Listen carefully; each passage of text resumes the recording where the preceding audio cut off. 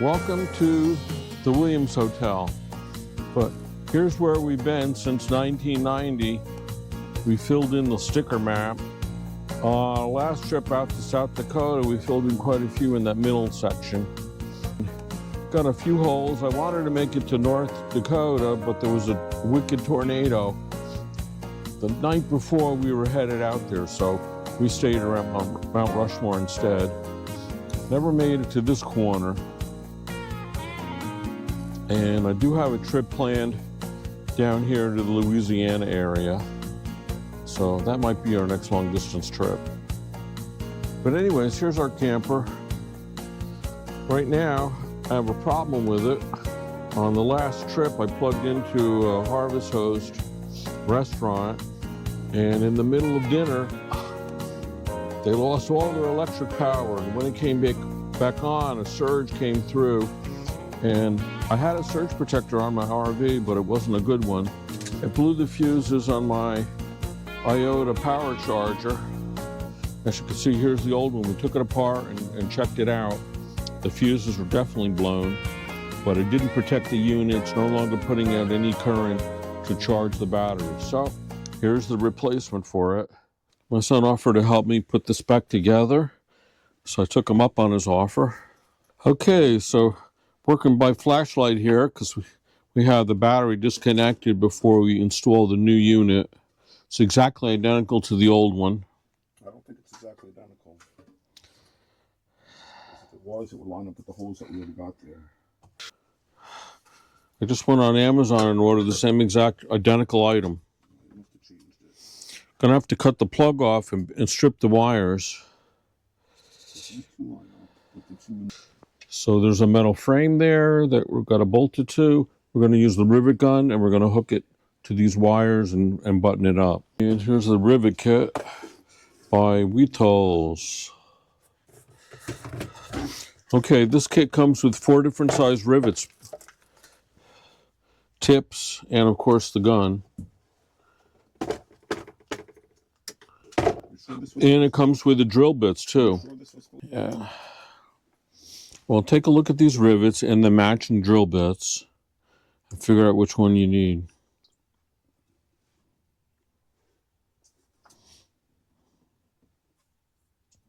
All right, well, I'll have to drill 2 new holes in. They must have changed the mounting holes. So actually hooking up the wires is the easy part. Mounting it to this metal frame is the tricky part.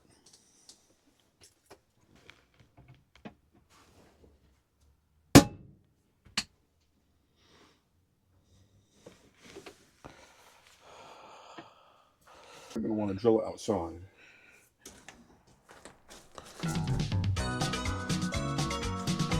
Here's a nice board to put it on. You don't want to put a hole through the floor or the table. So we got a nice thick board here.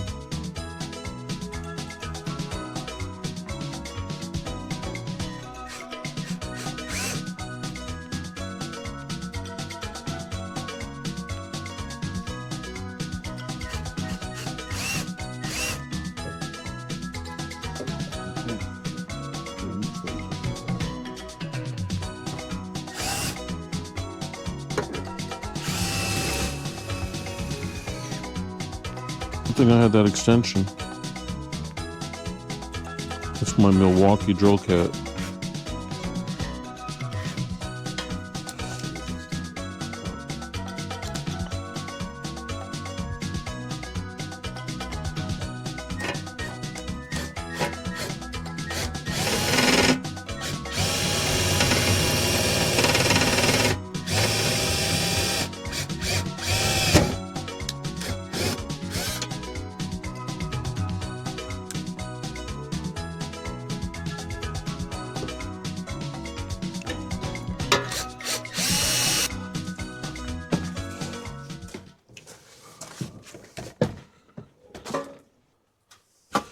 All right, so we put the rivet in the gun first. The only other thing maybe we could do is drill another set of holes in these tabs to use the small. Just move the whole thing over a half an inch. and drill new holes, the right size, smaller holes. Drilling stuff again. DIY, improvise. You should hold the edge of this right on this board like that.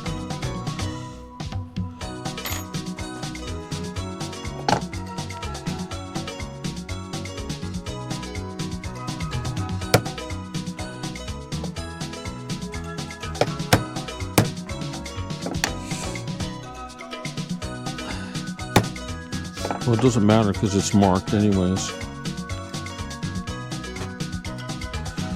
All right. Wood's probably not perfectly square either.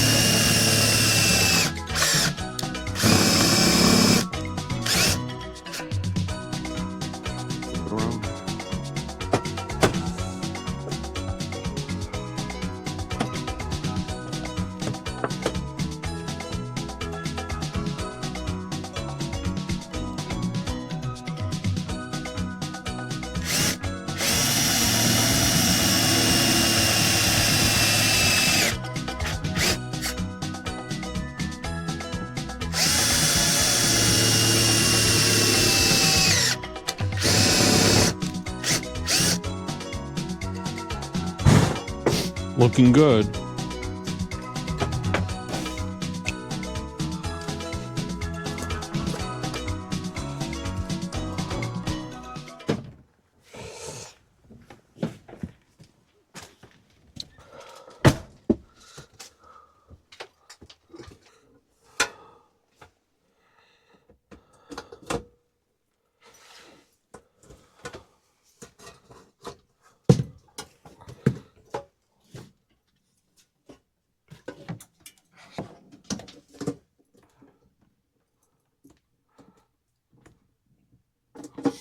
Just pump it until it snaps.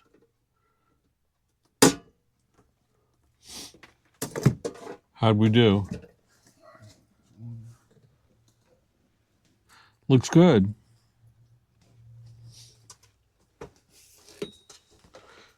All right, 2 more rivets to go, and then we just wire it up.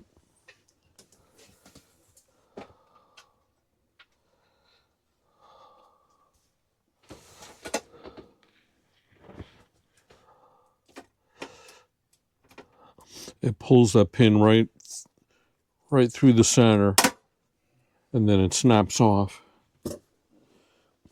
It's amazing how rivets work.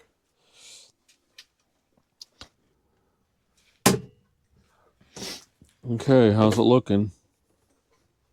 It's on here. It's on. Going nowhere now. I think we're good.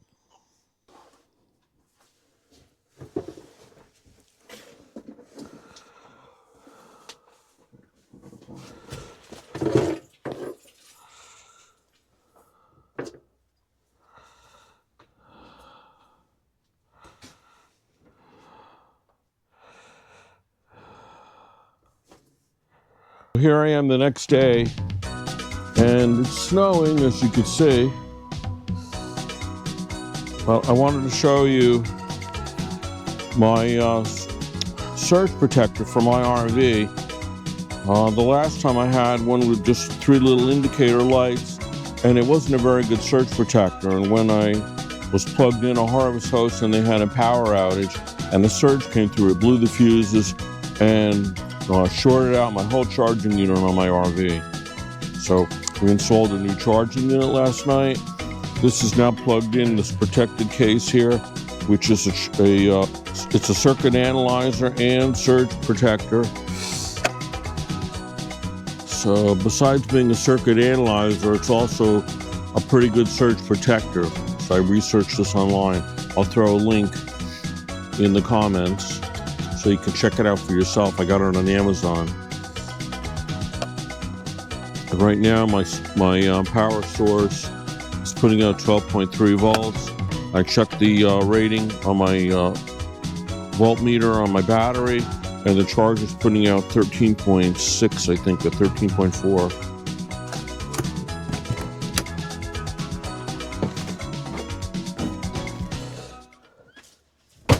I have a little more light in here today, plus I have overhead lights I can use.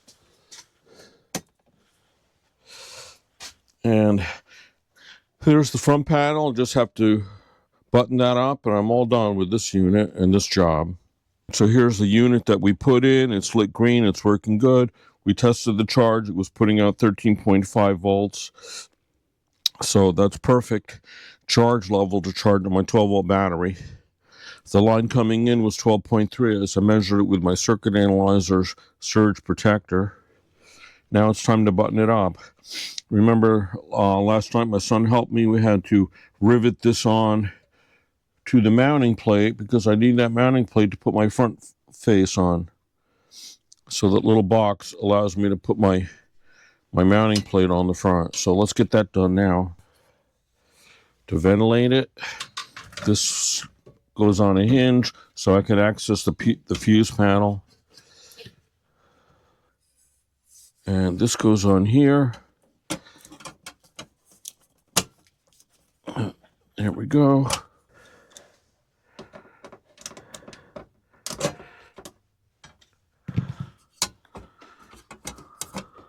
I just realized I put the wrong screws on the bottom of this. And I did find the proper screws that are brown to match. I didn't think they looked right. So let's take those off and fix that.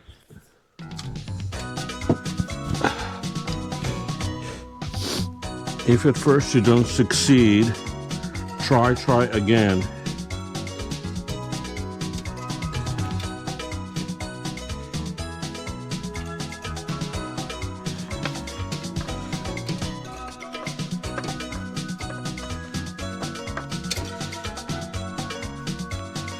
All right, so these look like the screws that are designed for this.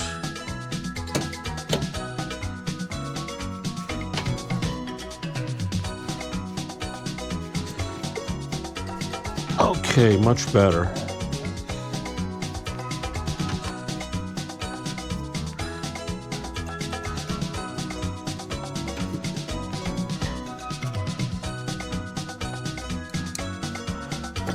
I mean, the other screws would have worked, but these were on the counter. Almost missed them. These are the ones that are supposed to go with it.